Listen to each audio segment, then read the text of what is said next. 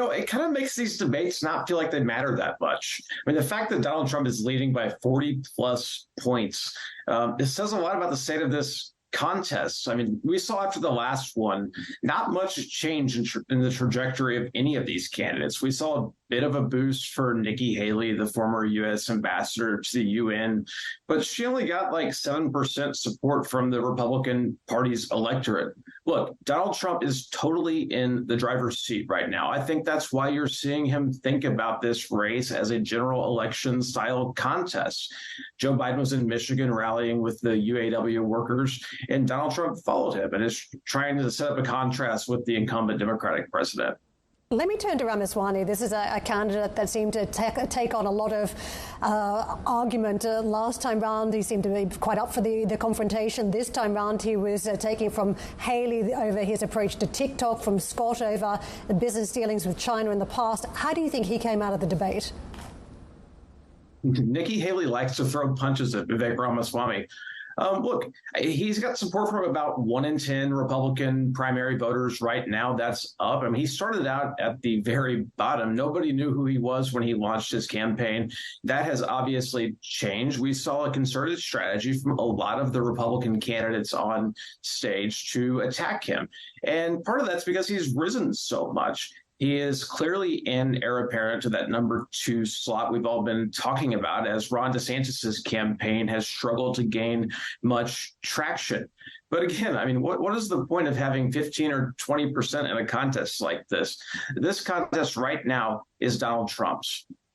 Eli, something that we've all pontificated ever since the emergence of Trump in 2016 and started taking the polls by storm and actually ignoring what the polls were and just still becoming the president. Just remind our viewers what it is about Donald Trump that gives him such dominance over the GOP as well, given everything that's been thrown at him, given everything that's legally and morally and socially thrown at the man, he still has enormous support. Why is it that Donald Trump still has that dominance over the GOP? I think a lot of it is grievance. I mean, the American economy has changed quite a bit in recent years. The American culture has changed quite a bit in recent years, and a good chunk of folks in the middle of the country, like where I'm from, have taken notice of that, and a lot of them don't like it. I mean, a lot of this is culturally driven, a lot of it's racially driven, and that's reflected in the kind of debates the Republican Party is having, particularly on issues like immigration. I mean, look, Donald Trump has done a lot of bad things for the Republican Party. One thing that he has done well, at least electorally, to help candidates win, has been to secure the minds of working class Americans, that the Republican Party might be thinking about them a little bit more. The Democratic Party still kind of has an advantage on this question, but over the last 6 or 7 years, the Republican Party has made advances on this. This is a coalition of voters that Donald Trump has uniquely been able to get for the Republican Party. And I think it's a big open question about whether some of these other candidates who come from the older school Republican Party of the George W. Bushes and the Ronald Reagans, like the library the debate was held at tonight, would be able to maintain that kind of support moving forward. So here's what the bigger existential question for the US and US politics. I see nothing at the moment, Eli, and I wish you could tell me otherwise. I see nothing that is going to heal America. You talk about these enormous divisions as well on immigration, a lot of other issues on racial lines and what have you as well. Is there anything or any candidate out there on either side of the divide that you think can start the healing process for America and actually make the center more attractive rather than these hugely polarized positions?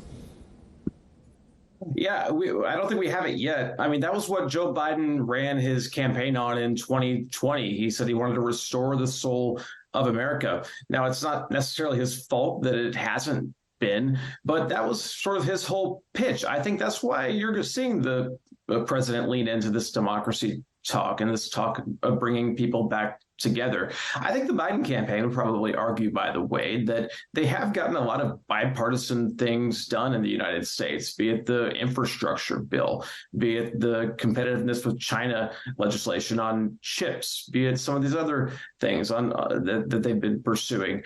But at the end of the day, the United States is very, very divided. And a lot of that is because of the kind of reaction the American people have to Donald Trump. He's perfected the art of what political scientists call negative partisanship, which is revving up your base at the expense of the other side, making the other side the enemy. And the kinds of faces we're seeing take off, by the way, in the Republican primary are trying to emulate that. I mean, Vivek Ramaswamy's whole thing is leaning into this. And so I guess that's a long way of saying we're not really seeing anybody yet. Hi, I'm Joanna Bersecci, and thank you for watching. You can check out more of our videos by clicking on the boxes on the screen. And don't forget to subscribe to our channel for more from CNBC International. Thank you for watching.